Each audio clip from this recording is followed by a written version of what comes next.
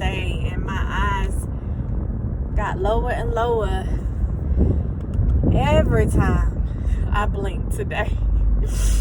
So today is the day after the inauguration of our 46th President Biden, with the Biden-Harris administration for the next 4 years. And so I am just really, it's like a must see. It's like I needed to live to see this. And there's so many things that I can go on and on about how I am so proud, and how what just this whole change in power, this whole last 4 years, like really taught us as human beings. It taught us a lot as human beings, and I didn't know if I was going to video this, if I was going to write this out, because it's just so much I wanted to point out about this whole thing. And first and foremost, I am just so proud. Like yesterday, everybody was, of course, saying it's Kamala Harris Day. Black women were celebrating, us being women in general, just being in the White House, holding a title such as this. We celebrated the first, and then black women, and then aka sorority was. So it was just like a girl power day yesterday. Kamala Harris represented so much to me, not just for the fact that she's a soror of mine, but the fact that she represents a mixed race, a blended family, a mixed family, a woman of color.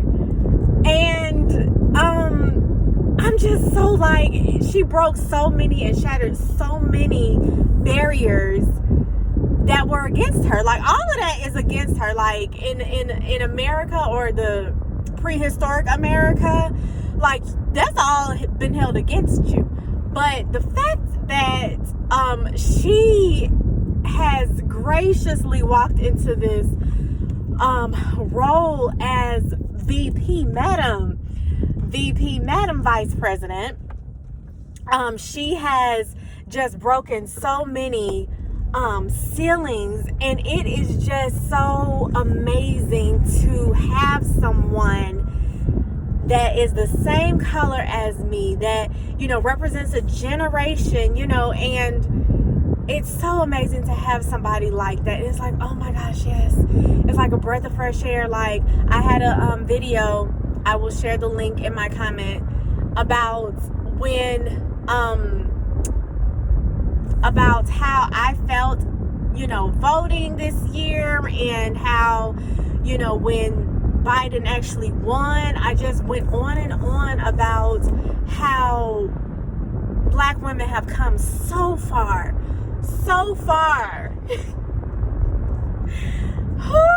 Black women have come so far. Like, black women have come so far. So far.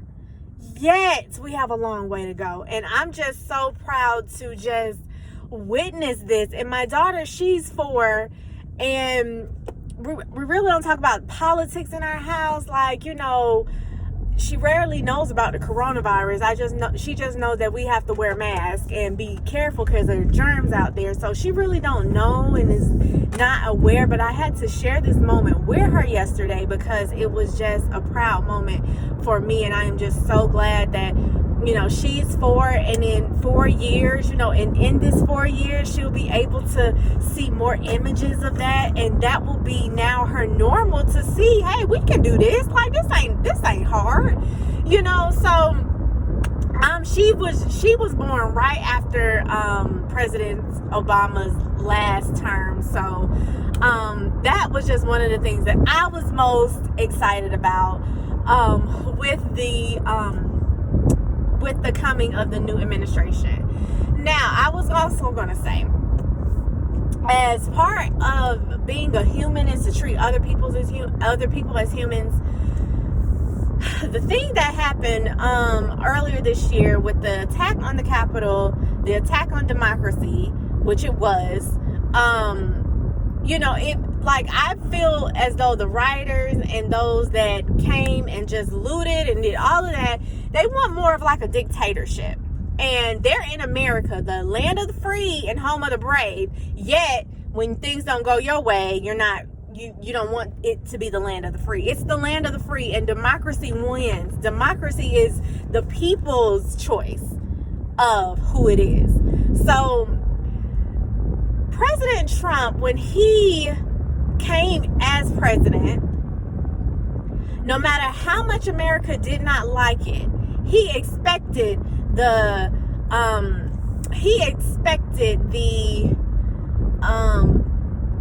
transition of power. Melania expected to be shown at, given a tour of the White House. President Trump expected to be given a tour of the White House. He expected everybody to fall in place and, do what they were supposed to do. He received that, yet he did not get that in return. And it's just so many principles that went wrong here. But you have to look at it from just like a human and humane perspective. Everybody deserves to be treated how they want to be treated.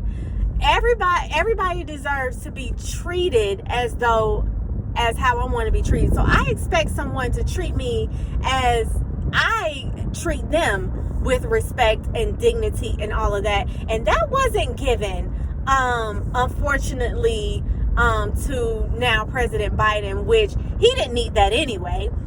He knew who he was, and he was like, with it or not, I'm going to be president at 12 p.m. on January 20th, 2021.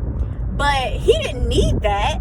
But it just gives you a blueprint for when people look back at it and they're like, oh, Trump was the only president, since they mentioned another presidency that was not present during the inauguration of another president. He also, excuse me, y'all. He also did not do several things that he was supposed to do. He left him a note. He left him a note, and it was several things that President Trump did not do as the first president in history. It was just a lot of first don'ts with President Trump, and that leaves a legacy. When people look back 10, 20 years from now, and they look into history, they're going to see the imprint that you made on America, and it wasn't good. I be telling people, I be joking, but I think it was just like a little testing to see how this gonna go, but it didn't turn out so great. But and the next thing in which we all learn is that the last 4 years he imparted seeds of hatred, and so that's, I believe, why the rioters and they came and took siege of the White House and Capitol on my daughter's birthday on January the 6th. He imparted hatred seeds and white supremacy seeds and elitist seeds and all of that. So when this president wasn't elected, everybody, like, the seeds that he planted all these 4 years is just sprung out, and just everybody acted out of hate, because that's how the president, the commander-in-chief of the nation, imparted on his people. And so I, for one, am a believer that whatever you sow, you will reap. You sowed that into your people, and it harvested in a Capitol riot, in a siege, people. There was a person being killed, and he didn't mourn. Trump didn't mourn the person that was killed. He was worried about his Twitter account being deactivated. And it's like But we all know this. We all know that there are just certain people that is just not gonna do right, which is fine. But it's just certain people that aren't gonna do right. And unfortunately, Trump is a replica of so many people in the world. They expect to be treated as royalty. They expect to be treated in such a respect. They expect to be treated in this type of way, but in return, they don't give that, and so that is unfortunately a real unfortunate part of being a human, is that, and for me being a Christian, is that the Bible teaches us how to treat people, and the Bible also teaches us how to endure when people treat us wrong. So it's not that, in my mind, when I read the Bible, it's not that, hey, it's not just words of encouragement for, people going to do you wrong. So here's the Bible to help you endure. It's also a call to action in how to treat people. And people disregard that, and they be like, well, the Bible says you should forgive me, the Bible says that you should do this, the Bible says you should do this. But people don't realize, like, well, the Bible also says this is how you should treat people in return. This is how you should love your brother. This is how you should treat them and respect them and honor them, treat them with kindness and goodness, all of that. And it's just unfortunate that's the world that we live in. And just to know that the Bible also talks about seeing the fruits of people. So that this person is not exemplary, it's a bad apple.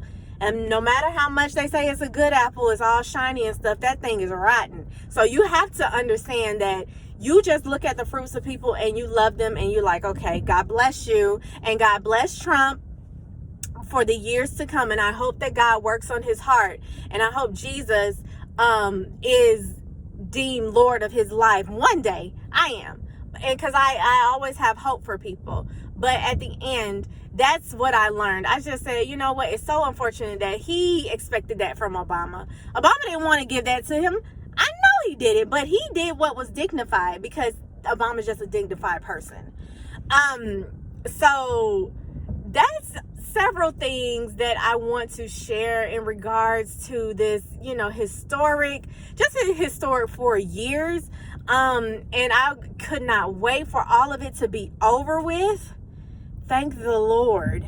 Thank the Lord. I could not wait for all of it to be over with. And I just expect, so much work to be done. Not instant success, but as we continue to do what is needed for the American people, we will eventually see it. So that's my take on it.